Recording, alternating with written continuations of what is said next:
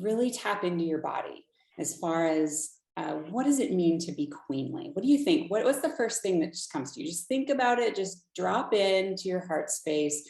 What does it mean to you to be queenly?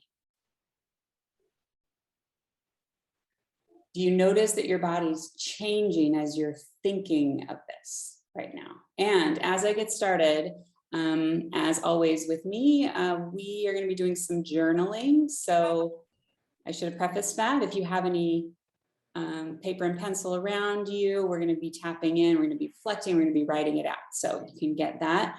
Now, Tripura Sundari is this energy goddess of love, the divine power of life, as Kristen was mentioning. So desire is the seed of all life. The seed germinates life, right? Or the egg, or whatever you want to think of. So this desire is the seed. So we're going to tap into desire. So cultivate the energy of this desire in your body. What is it that you desire? Maybe you want to close your eyes and really feel into it. What does the word desire mean to you? Or maybe you want to write it out and allow the stream of consciousness to flow. Desire.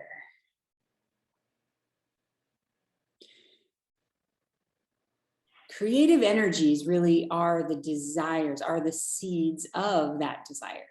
It's the power of spiritual bliss, creative energies.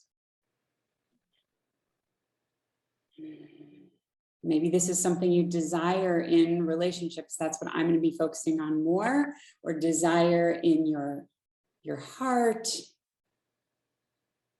desire in your life experience.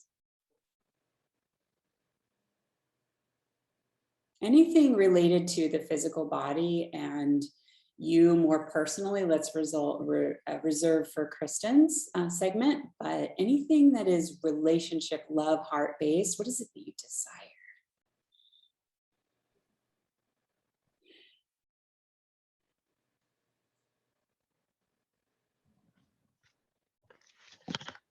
You can continue to write or close your eyes and tap in as I guide you through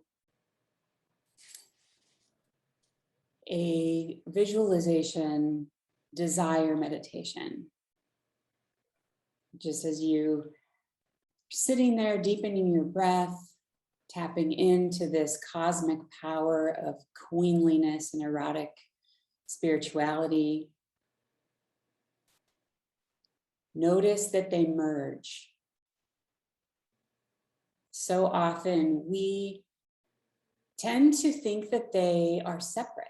We've been trained and programmed to separate our sensual and sexual nature from spirituality.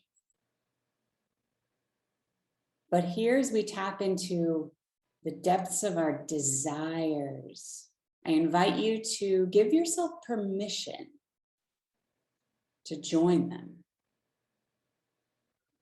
And what does that mean for you?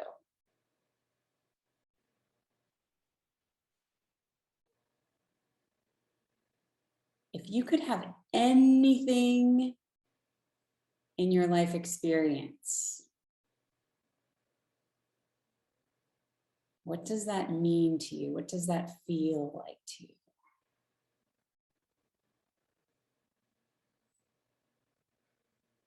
Continuing to deeply breathe.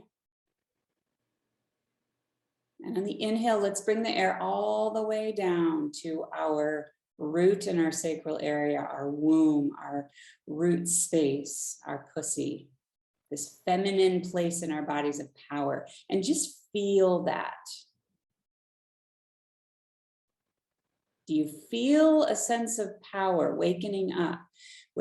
Waking up that you maybe have not been paying attention to.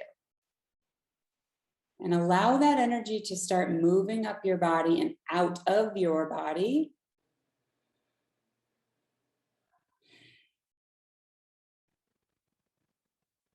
And notice if you sense an even deeper queenly energy.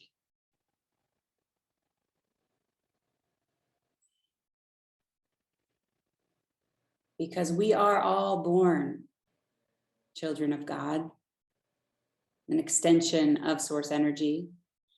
And this divine queenly energy actually isn't physical. It's an energy, an embodiment of the five senses. So this is about allowing yourself to feel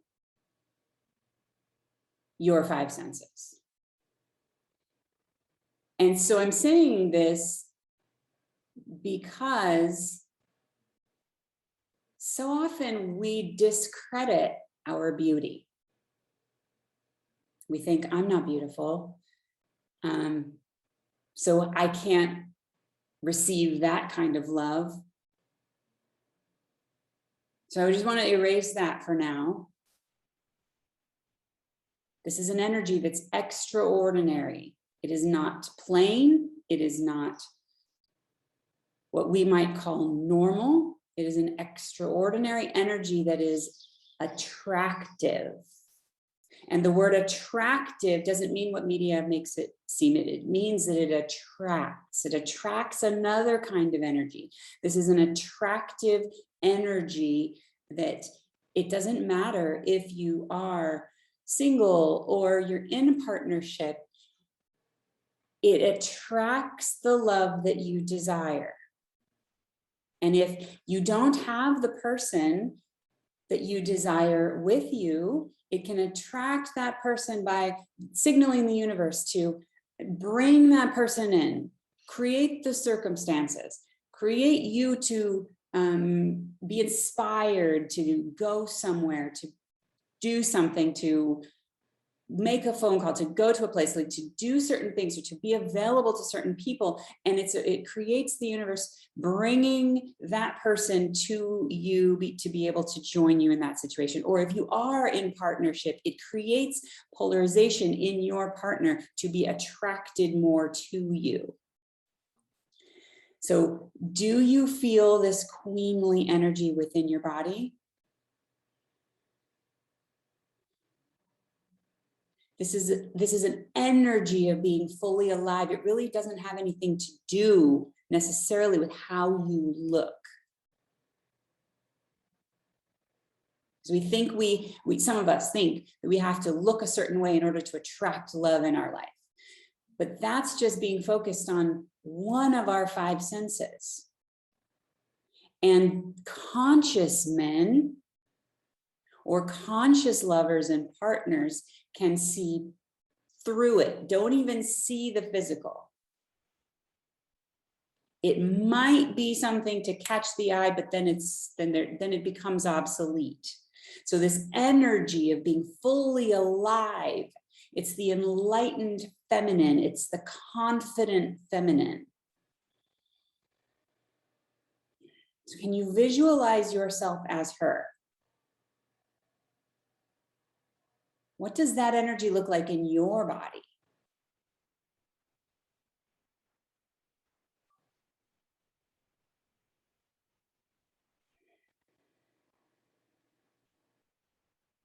Anchor that in. Now, in relationship, she is the auspicious wife. She is pursued. She is the one who is attracting. She doesn't chase.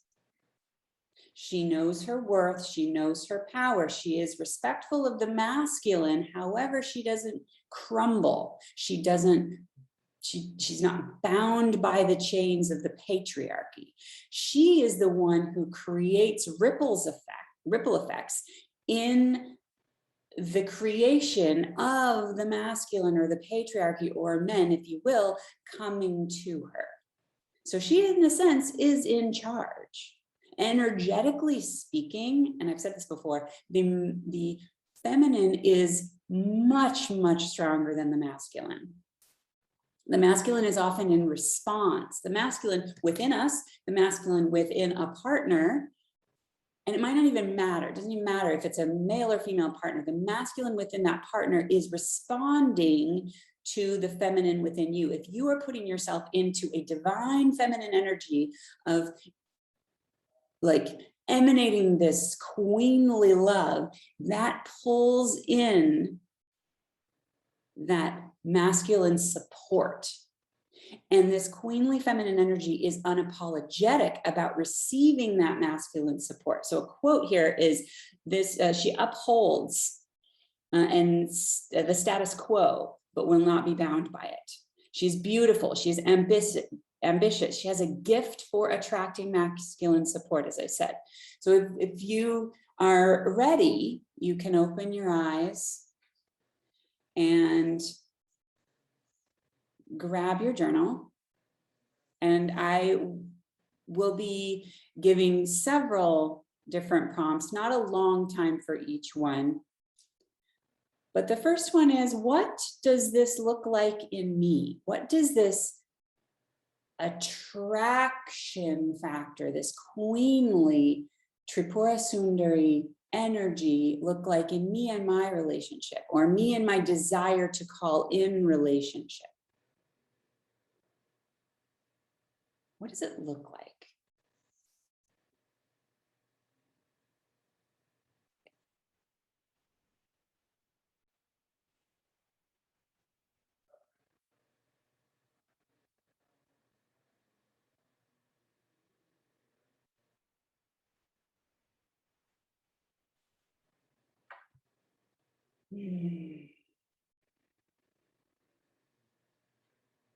Can I be confident? Can I be soft yet fierce in protecting myself? Can I be open to receiving but not self-sacrificing?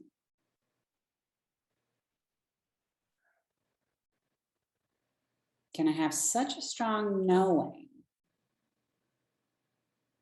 of my worth as the divine feminine that I'm open and vulnerable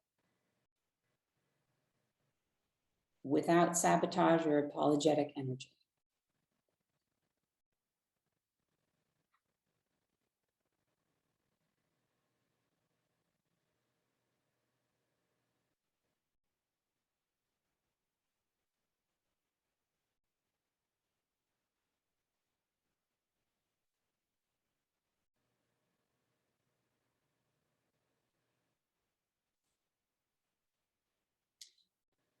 You can close that thought out and return to it later if you need more time. But in relationships, in our heart space, some of our shadow side of this might be that when we think, and reflect on this as I speak, if this is related to you and what you may do as a pattern, if we think of this queenly energy being completely so unapologetic and so in her power, that she's attracting that in without the possibility of losing herself, if the thought of that triggers something, it might cause women to become too dominant out of fear, which would be actually in the wounded masculine energy, is what I call it. She might become bitchy. She might become guarded because she doesn't feel worthy of being that queenly energy. Is that you, maybe? And the opposite of that might be the thought of that is just too out there, and I can't do that, and I'm not good enough for that. And so you become too collapsed, too caved into yourself. So that might look like not having a voice or being apologetic, being submissive,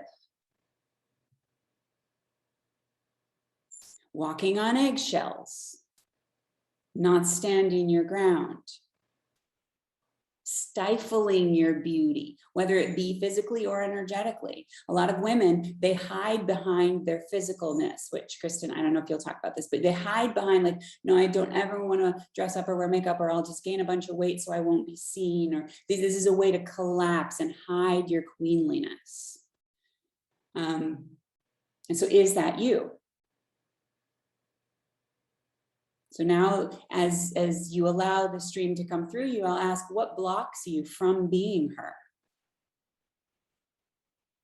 What blocks you from this queenly energy?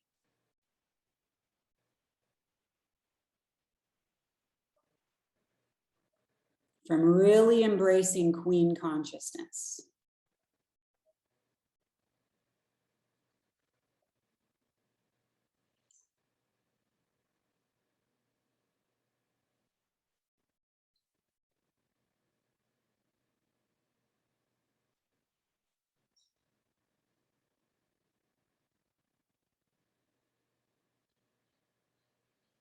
And what would it take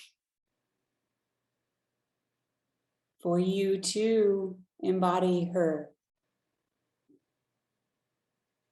as you? If nothing's coming to you, maybe close your eyes and ask, what would it take for me to embody Lalita Tripura Sundari?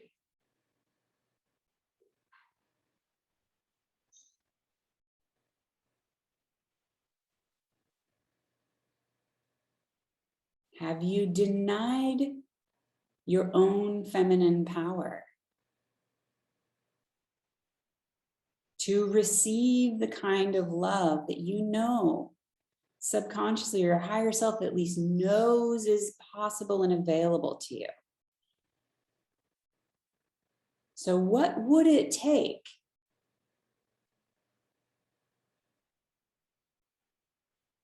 for you to be adored, chosen, cherished,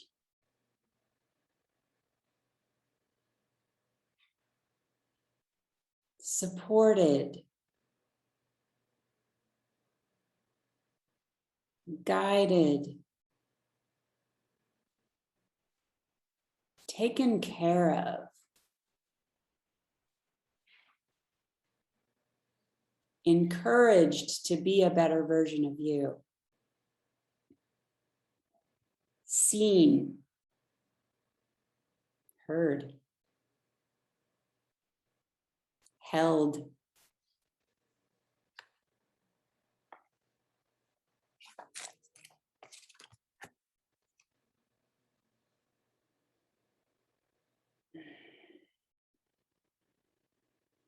And continue to allow that stream of consciousness to flow through. Dig deep, go to the core. This is where the freedom in this is. There is something blocking you. If you don't feel this queenly energy, and I don't either, all the time, there's always blocks to it. It's investigating into what is holding me back. What would it take for me to be more divine more of the time?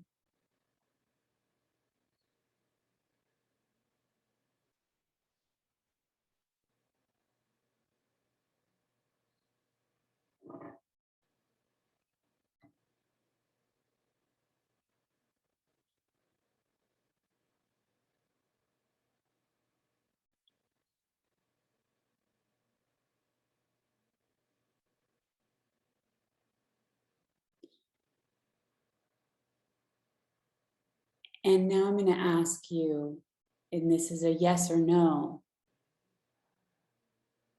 does owning this sexual power and this feminine power within you make you fear losing love in any way? How? Or why? And if it's a no, how could you own your sexual power, which in essence is really the power of being a woman,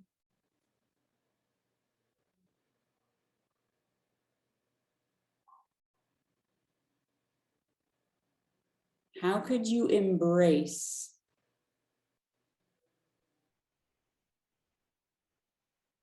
that feminine power from your cervical region, from your sacral region, from your root, that radiating femininity? How can you own that even more in relation to love, receiving, attracting masculine support without ever having the possibility of shrinking? How can you use that in a powerful, empowering, and confident and auspicious way to create more love in your life? And how does that feel in your body? Notice. Continue to write it or take a breath and close your eyes and just notice the connection to your sexual power, your femininity.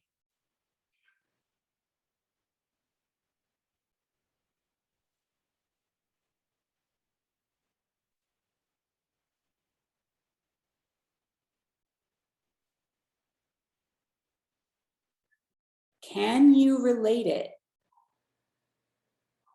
to love?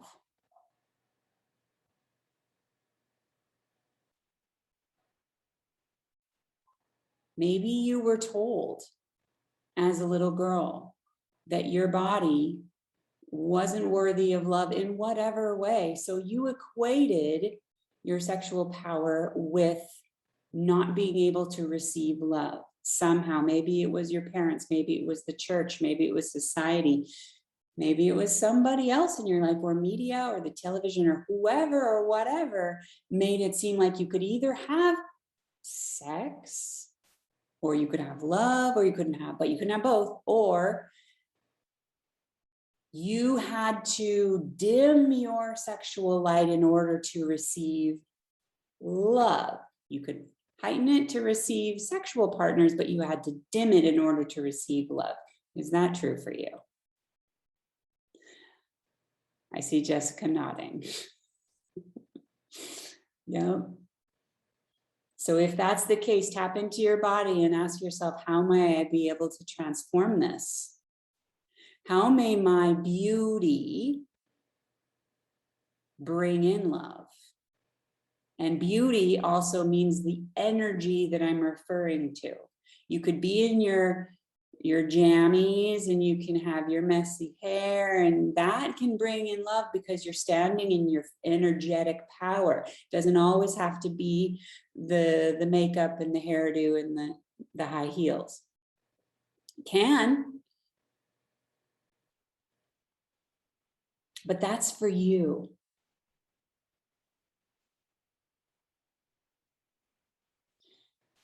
And it can bring in love. It's this authentic power. So can you allow yourself to be that powerful and allow it to bring in love? Can you allow yourself to be that magnetic, not just physically, but into your heart? Heart magnetism. Can you allow yourself to be that loving?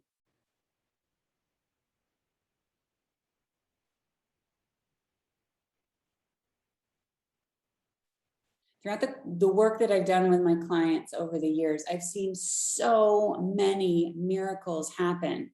This was my story 20 years ago, and it's been the story of so many people. And it might happen after the first call, or it might happen after the first month or first few months, but it's this shifting of energy into owning your bliss, owning your voice, owning your power, your sexual power, your sensual power, your feminine power, and allowing that to unapologetically bring in the right man, not the wrong man anymore, the right man or the right partner for you.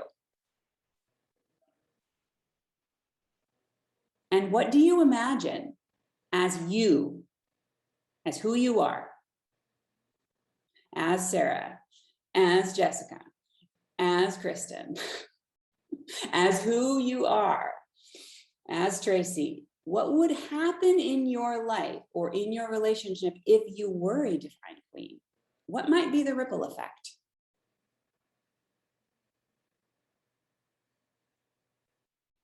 Feel that in your body or write it on the page. What might be a result of you being in this queenly power?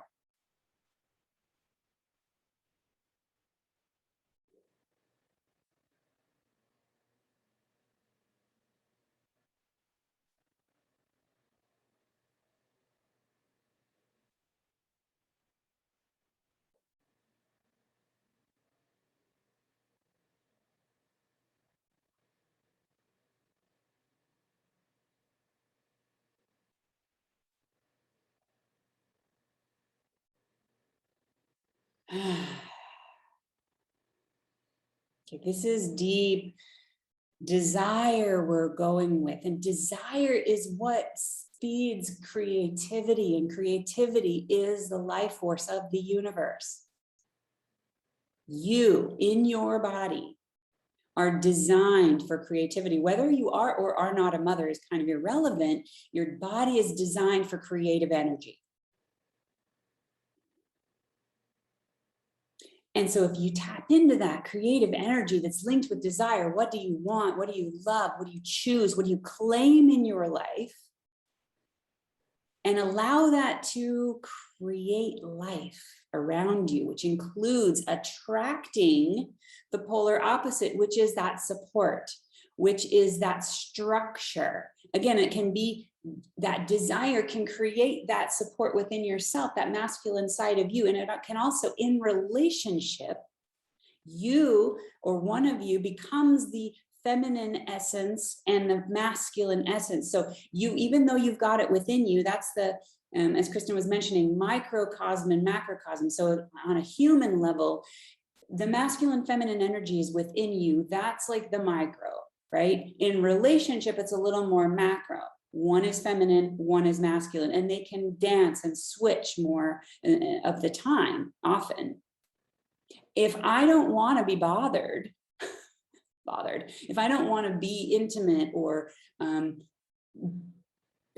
mean, I just want to get shit done, like I'll be in my masculine energy, and that doesn't attract my husband into me. But oftentimes I don't have control, but I have influence on the creativity of whether or not I magnetize him into me. Because the queen is the gatekeeper to a relationship. The queen is the divine feminine energy who can magnetize or repel that masculine, because the masculine is steady. It just is. And it's the feminine essence, it's the feminine energy within the partner that is all over the place. It might be an empowered feminine or a wounded feminine, but the empowered masculine within that partner or that husband or that partner to be is steady, even keeled. And that's the aspect of, let's just say him, that's the aspect of him that will be drawn into your open-hearted, all-knowing feminine essence that isn't protected because of the hurt or the traumas. Now, that's why it's important to do the work on the traumas. This isn't discounting any trauma work, any inner work, shadow work, any coaching or therapy or any kind of energy healing that needs to be done, because all of that needs to be released, because it's like, they're like layers that cover and make it more difficult for this queenly energy to shine through. It's the most inner light. Like the whole, I'm just making this up, so I don't know if this is accurate, but it's like the whole line of chakras, right? The Kundalini awakening. It's that whole, like from the root all the way up through to the crown. Which, if I'm not mistaken, Shri means divine feminine. Yes. And for some reason, this particular goddess gets the Shri yantra. She's like, she gets it all. She's the highest, but yet it originates in this space of creation, this sexual energy that then goes up and merges with the highest form. So as I close out this section, I want to first ask if anybody has any reflections or would like to share. I'd love to hear any breakthroughs, any ahas, you can just unmute yourself, share with the group. We all learn from each other.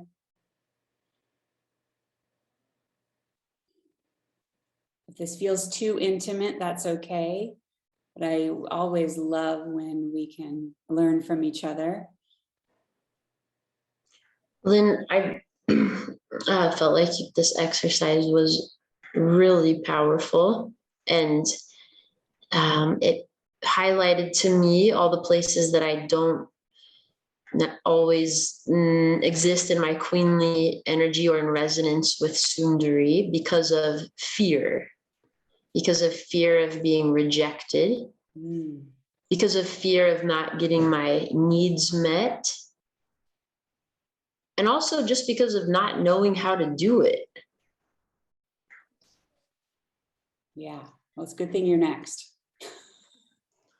I had a traumatic event in the summer, and I'm finding that I'm having like PTSD like stuff coming up, and I was just like, how could I even possibly call in a relationship while I'm working with this trauma? Like that's something that will need to happen down the line. How can I access my power as I'm working through the trauma? And I don't know, I guess like this exercise showed me maybe I can still do both. Yeah. Maybe it doesn't have to be all or nothing. Yeah, and we can work on that more. Yeah. And I know Bernadette, thank you for sharing. Yeah, working with Lalita this month has really opened me up to my sensuality and sovereignty as a goddess, and like realizing that, you know, yeah, I've like attracted a divine masculine, but it's because of the vibration that I've been holding and the like work that I've been doing to love the present moment as it is, instead of thinking that my happiness is some far off future. You know, really stepping into the now and loving myself and letting the divine masculine love me right here, instead of letting that toxic masculine come up and give me excuses of why I'm not lovable or whatever. The toxic masculine has really been healing in my life this month, including that, you know, bitchiness or guardedness. You know, like I've seen that, you know, kind of bubble up, and I'm like, oh, whoa, like maybe I should guard my heart, because what if, you know, this like thing that I hope would happen doesn't happen? Well, I'm whole regardless of outside circumstances. I don't have to have some certain set of circumstances to be whole. So it's really been empowering for me to step into my erotic spirituality and realize that the divine masculine is right here, and that, you know, the more that I raise my own divine feminine to reach my inner divine masculine, like I'm loving myself so much more, and I feel so much more empowered and goddess embodied. Like of course he's attracted to me, I'm awesome. Yes. You know, like so it's really been wonderful, and I love you goddesses, and just am so grateful to be with you all. Thank you. Yes, I love that you brought up that, and thank you for sharing. The divine masculine is right here, because this is often what I say too, especially to women who don't have a partner in their lives. that can mirror that. It's like, and they say, well, how can I embody, or how can I call in or trust the knowing, trust or have the knowing that this divine masculine or this masculine energy is coming into my life? I'm like, connect with the divine masculine up here first. Connect with your source, your God, your universe. Connect with your higher power as the divine masculine to show you everything that is possible for you. You are supported, you are loved, you are guided. And that energy then brings in the divine masculine in human form. That knowing, that trust. Thank you so much for sharing, Bernadette. Does anybody else have any reflections before we move to Kristen?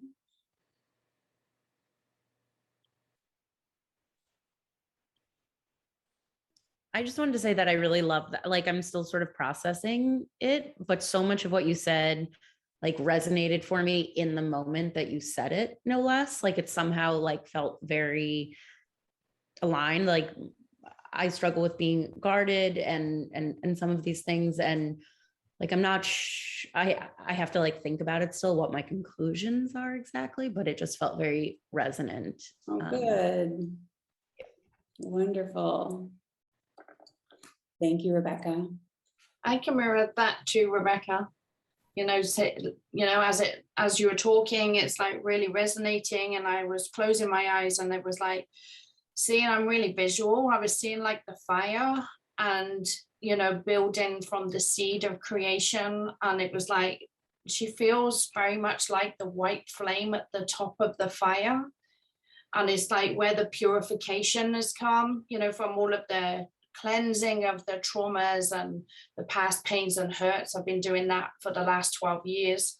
And so it's like, I really feel like I really hit this space of coming from my heart.